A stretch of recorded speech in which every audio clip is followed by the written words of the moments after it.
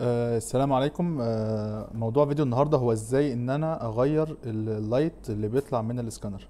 عايز اغير اللايت او الضوء اللي طالع من الاسكانر بحيث ان هو يكون ازرق او ابيض. فازاي افعل الخاصيه دي في الاسكانر؟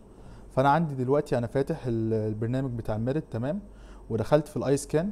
وانا داخل على الاي سكان كده بروح داخل على الايقونه بتاعت السيتنج، ضاغط كليك شمال سيتنج. وبعد كده عندي فيه سكانر، وعندي في حاجه اسمها دبل كليك، ان انا لما اجي اضغط على الزرار الازرق بتاع الستارت والستوب من خلاله ابتدي اغير اللون. طيب فباجي على الدبل كليك ده واعمل ايه؟ اختار الاوبشن اللي انا عايزه. من ضمن الاوبشنز دي ان انا مثلا ان انا لو عايز اعمل تشينج سكان لايت كولر، فهيقلب معايا السكانر وهو بيعمل سكان من اللون الازرق للون الابيض.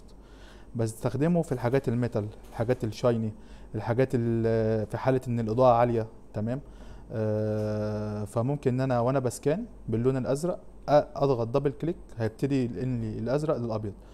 طبعا انا هسيب لينك كده شارح الفرق بين الضوء الابيض والضوء الازرق، وان هون افضل. طبعا هو الازرق افضل في السكاننج واحسن في الدقة والريزوليوشن والكواليتي، تمام. ولكن بنحتاج الاوبشن بتاع الاضاءه اللون الابيض ده معانا، وده ميزه في الاسكانر ان هو بيقلب الضوء معانا من الازرق للابيض. يا رب يكون الفيديو بسيط ومفيد.